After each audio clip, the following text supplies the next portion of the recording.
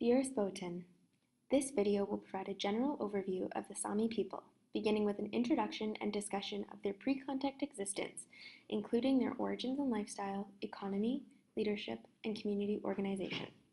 This will be followed by a discussion of the points of contact with the Sámi, including the Viking Age and Middle Ages.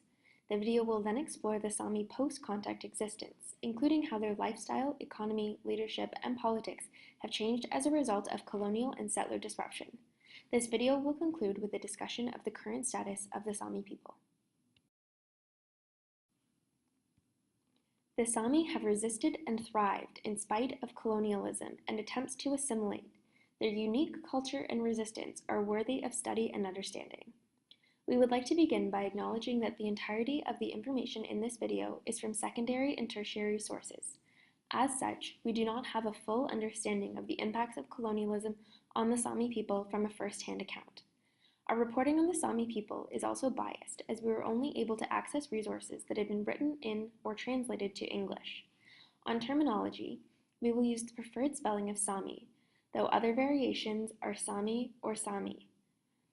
Former terms used to describe these people include Laps or Finns, due to their location in the colonizers named Lapland and Finnmark.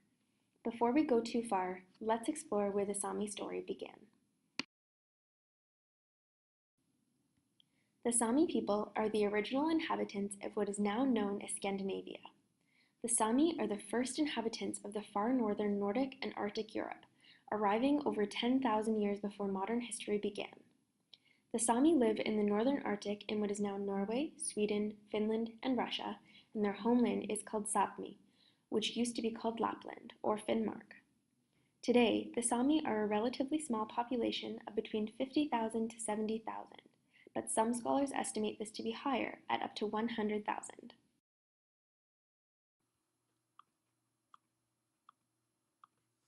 We first hear of the Sámi in the year 98 AD from the Roman historian Tacitus in his book Germania.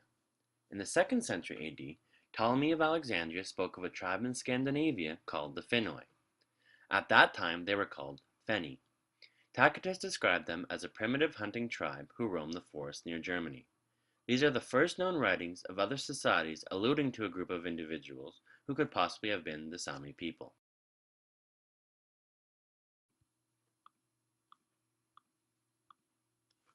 In 555 AD, Greek historian Procopius referred to a people called the Skinderfin, who inhabited Scandinavia. In 750 AD, Pallas Diaconus mentioned a people called the Skinderfin who kept animals resembling deer. The significance of this early history demonstrates that the Sámi people have been in contact with neighboring empires and societies since at least the 1st century. There are no clear indications of the effect these interactions have had on the people. However, it is doubtful that there was no influence at all.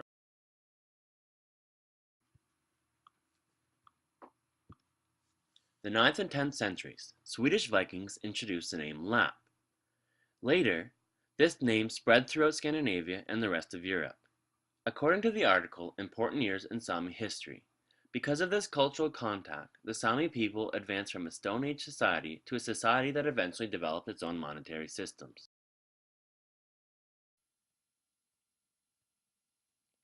The early Sámi lifestyle was nomadic, moving across Sápmi to follow their food sources.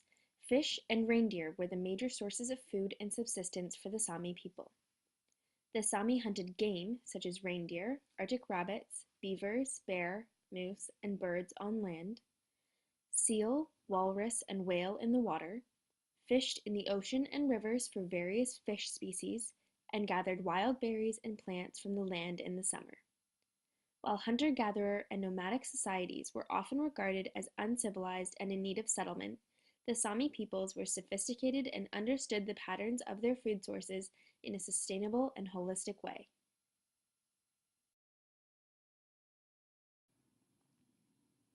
The Sámi were well adapted to the harsh Arctic life, wearing animal hides to stay warm and dry, and living in homes dug into the ground that use soil and hides as roofs.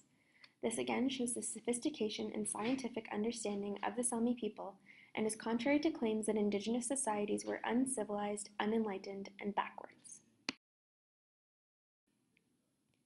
Sámi existence depended largely on their food sources, and they developed a special relationship with the animals and plants of Sápmi, coexisting in harmony and respect. Prior to contact with colonial forces, the Sámi engaged primarily in land-based economic activities, including hunting and gathering, fishing, and later reindeer husbandry. All of these economic activities required significant land use and large tracts of land, which they had in the relatively untouched expanses of Sápmi.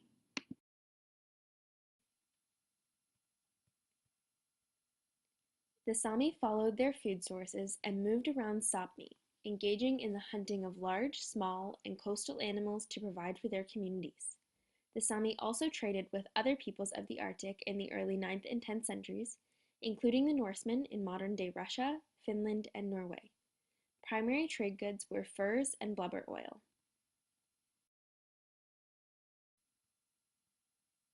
Later, the Sámi developed a significant economy in reindeer husbandry. Reindeer were hunted for centuries prior to the development of a pastoral husbandry economy, and this allowed for reindeer herders to protect and conserve the reindeer, and use them as sources of food and furs as needed.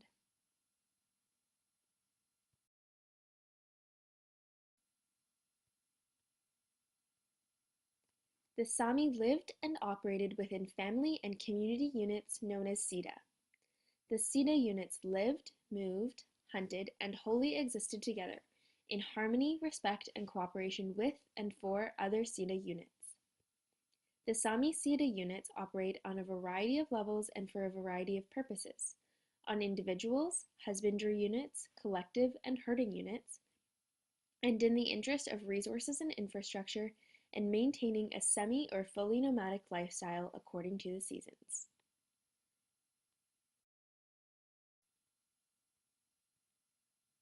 Sida units are led by someone who is usually the oldest member of the group, regardless of their gender. Men and women were both given leadership roles within the Sida. The Sida leader chose where and when the unit moved, how they interacted with other Sida units, upheld the rules and customs within the community, and held the traditional knowledge.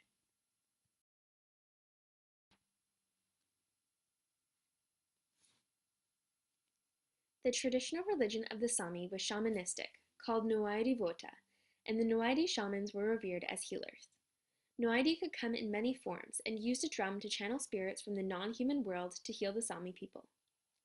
In 1691, an elderly Sámi man, Anders Poulsen, was arrested for witchcraft and possession of a Nuaidi drum. The drum was painted with many symbols and figures, and each symbol referenced Sámi beliefs and gods. Between 1600 and 1692, over 90 people were tortured and burned alive during witchcraft trials. Many of the victims were Sámi shamans and healers who practiced Nuaidi Vota, but because it was a godless religion, they clashed with the church and were sentenced to death. The Sámi also followed animistic beliefs, which believed that all animals, nature, and celestial beings had souls and spirits. In the Sámi language, there is no word for culture, but the word for nature, the wandu, is commonly used in its place, as natural activities such as hunting, fishing, and reindeer herding form core aspects of Sámi culture. The Sámi believe that the earth is a shared space between humans and animals, and that all places have special characteristics where activities, ceremonies, songs, and memories are to take place. The bear is revered as a sacred animal and is known for its strength and spirituality. According to Sámi beliefs, there are 3 bears: regular bears, transformed humans who take the shape of bears, and cursed bears. The bear is also a healer and can communicate with shamans to send messages from the animal and spirit worlds to the human world. We really appreciate the Sámi animistic worldview and values of harmony and coexistence with nature. We feel that this way of life is to be respected, though our modern society would not fathom such respect for nature in our pursuit of capitalist, oppressive, and hierarchical maintenance.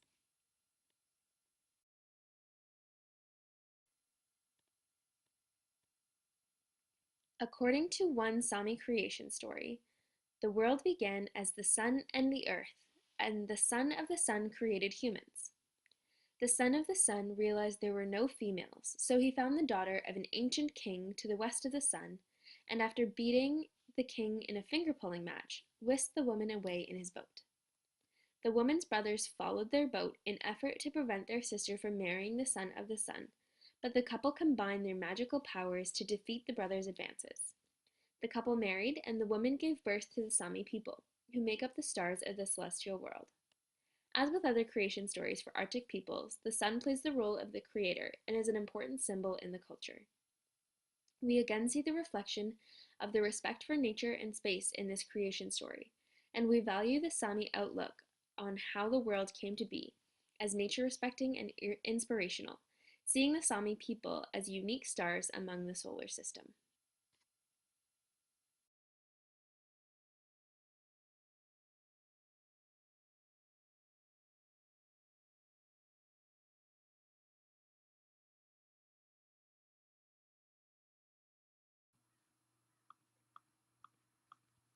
There was a tremendous amount of trade along the coast during the Viking Age. With this, there was a movement for Finnish and Swedish colonization towards the north, which decreased the Sámi greatly. The cultural contact not only benefited the Sámi, but other groups as well. The contact was often mutually beneficial. For example, it was quite common during this early period for different cultures to borrow words from one another. The Sámi language, for instance, has hundreds of loanwords of Scandinavian or Germanic origin, as well as many from Finnish. Similarly, the Scandinavian and Finns have many words from each other.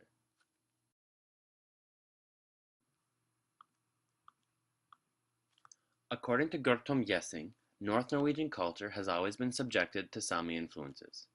According to Jessing, the Sámi were superior boat makers. In fact, Jessing conjectures that they built the majority of the whaling boats that frequented the North Norwegian coast. In addition to trade, the Nordic people and the Sámi also intermarried. For the skeletons of the Sámi burials showed a strong mixture of Nordic and East Baltic ethnic groups.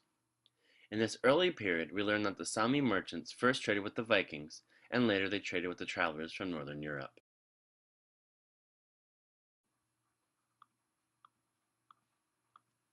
The Middle Ages brought more cultural contact between the Sámi and other groups. Finnmark, the Sámi, and Norwegian hunters increasingly competed for the wild reindeer. This contact sometimes brought about changes in the Sámi culture. One example of this was their change from an economy based on hunting and gathering to a pastoral economy. When the use of firearms became widespread, even among the Sámi, the wild reindeer became scarce, and this caused an economic crisis for the mountain Sámi. Because of this, their culture changed from one of keeping small herds of tamed reindeer to that of nomadic reindeer herding. As expected, this brought an increase in Russian settlers to the area. At the same time, though, the Russians encouraged the Kola Sámi to give up their nomadic lifestyle.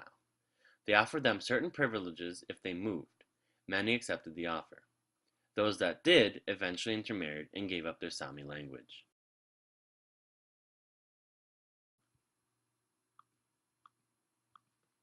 The nation-states also encouraged their citizens to immigrate to Sápmi. This was done to strengthen their power base in the area, although the offer of incentives played a major role in increasing the immigration to Sápmi. In the 14th and 15th centuries, the fish business along the Finnmark coast attracted a large number of immigrants to the southern districts, and increasingly Finnmark began to be populated by Finns. A small number of them came to escape the Mongol domain of the 13th century, but it was not until the 18th century, during the Scandinavian Wars, that a large number of them actually began to emigrate to Finnmark. War and economic depression forced large numbers of them to flee their land, and in 1860 the Komi were hit by plague, which brought many of them to Russia. In all of the areas of Sápmi, foreigners came in search of a new life.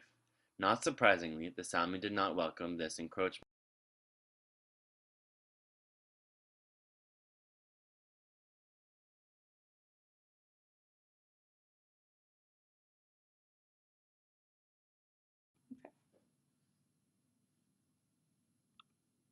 Post-contact, how the Sami's people's lifestyle changed. In the 15th century, the kingdoms of Sweden and Norway showed interest in the Sami's land and dispatched expeditions to annex Sami's lands. The Swedish king Gustav Vasa declared that all unused land rights belonged to God, us, and the Swedish crown. Upon the discovery of Sami lands, the Sweden and Norway governments then required the Sami's people to pay taxes in order to keep their land and their hunting rights. At one point, 3 different monarchies held claims to the Sami land and were simultaneously taxing the Sami people. This had a huge impact on the Samis' lifestyle and restricted their ability to herd reindeers and led to a decline in herds.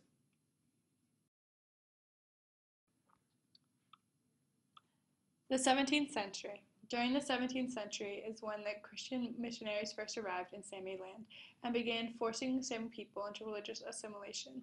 The introduction of Christianity came with the desire to try to save the Sami people's pagan ways by establishing Christian schools. Christian schools were used as a tactic to begin forcing Sami people into religious assimilation, establishing the most profound adaptation response to colonization pressures, and subsequently changing Sami culture, values, and beliefs. The assimilation process included forcing the Sami people to relinquish drums and other religious symbols to be destroyed, and also mandatory attendance at Christian churches. The loss of these important artistic symbols, historical artifacts, and religious materials wounded the strong connection and unity that was central to the Sami culture. Settlers also started to move in northern regions and unused Sami land by granting land and water rights as well as tax allowances. Settlers began farming and hunting as a source of livelihood, and this led to several species to the brink of extinction. This led to instability and vulnerability of the Sami hunting culture. The Christian schools established were located in Norway, Finland, and Sweden. The policy of Christian schools in Norway was called Norwegianization. The Sami language and culture was seen as harmful, and Norwegian or Swedish language and culture was the progressive. At this time, the Sami language became a target of colonization and assimilation of the people. Christian texts were translated into Sami with the purpose of undermining Sami culture and religion from within by preaching gospel in the language of the people.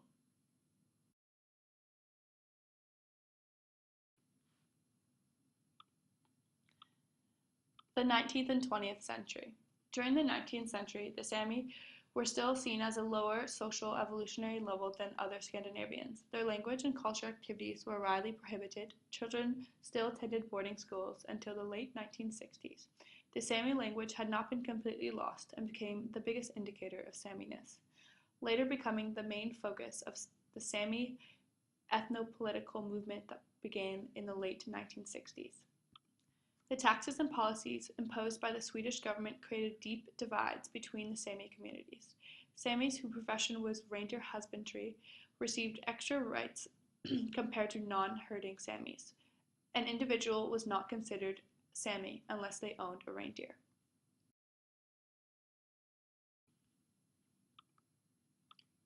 '20th century. In 1913, the Norwegian Parliament passed the bill on Native Act land, which granted the best and most resource-rich lands to white settlers, removing the Sami people's rights to land and ownership. In 1928, harsher reindeer grazing laws were introduced, resulting in the increase of pressure for Sami communities, leading many to look for other livelihoods. The UN Declaration of Human Rights emerged in 1948. This played a critical role in the indigenous rights movement, recognizing indigenous peoples as equal and granting their rights. The Swedish government still had heavy restrictions on the Sami people's abilities to practice their desired form of government.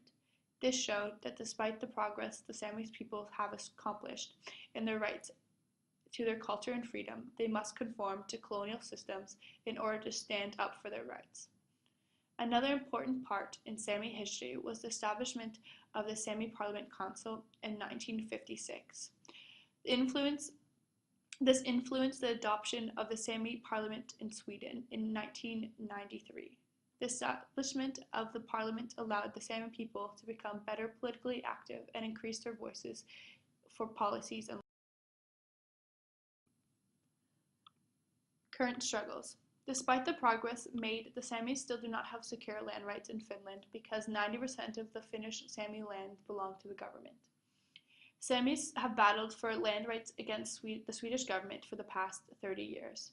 The Samis themselves fear assimilation into the Finnish population. This will affect their traditional livelihood, such as reindeer herding, Very often, Samis are treated only as a linguistic minority and not as people. Tourism and development, holiday homes, industrial endeavors are threatening traditional Sami reindeer grazing areas and migration paths.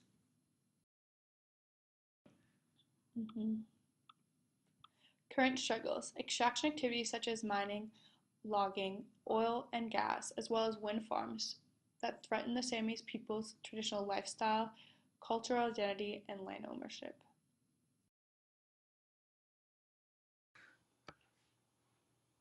It's interesting to think that since the Sami people have been in contact with other cultures since the 1st century, they've also been influenced by them. Cultural and traditional ways of life evolve as the introduction to different cultures occurs. The struggles faced by the Sami population are very similar to the challenges of the indigenous population in Canada. It is interesting to discover that colonial pressures were also introduced to the European indigenous population, as this is not something widely discussed. As with other Indigenous peoples, we often think of colonialism as a far-off, distant struggle, but through this exercise of learning about the Sámi people, we have reaffirmed our knowledge that in fact these issues are still present. We are allies to the Sámi struggle for recognition and land and will continue following their journey.